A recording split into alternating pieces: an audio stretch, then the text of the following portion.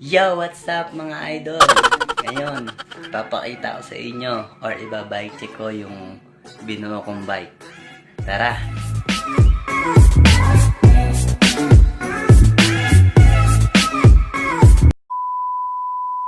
Yo, I'm back mga idol. Ngayon, nandito na ako.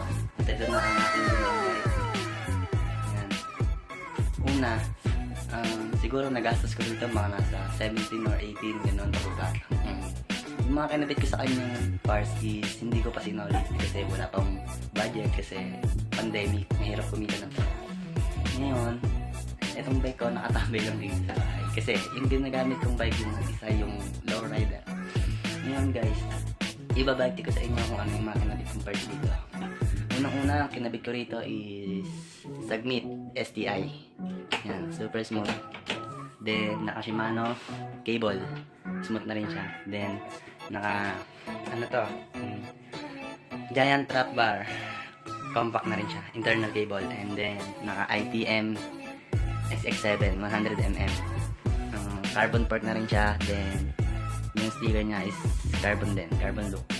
Then, yung kinabit kong seat post is Probative.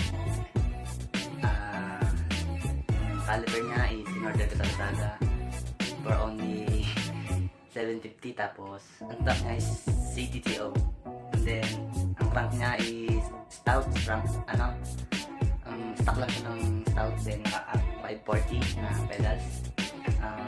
Sa FD naman is Senza Ignite and RD, Senza Ignite 9 speed, then sa chain naman is Shimano 8 speed.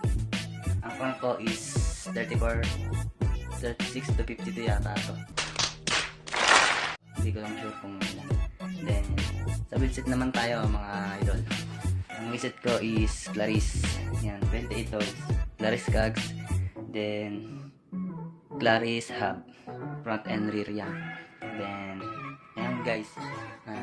Ano na rin siya, naka-bike skin na rin para basta na. So ngayon, yung saddle ko, ito muna pag pala. Hindi ko muna sinolid yan kasi wala pa akong pera kasi may COVID pa, pandemic, mahirap kumita. Ayun guys, sa mga magtatanong dyan, ito na. Ito na yung first bike ticket rin. Sa ngayon guys, yun lang muna. And then, kung bago pa lang sa channel ko, huwag mo na kalimutan mag-subscribe. And then, pindutin mo na rin yung notification bell para laging update sa aking mga bike check or kung saan man. Basta tungkol sa bike. Yun na yun.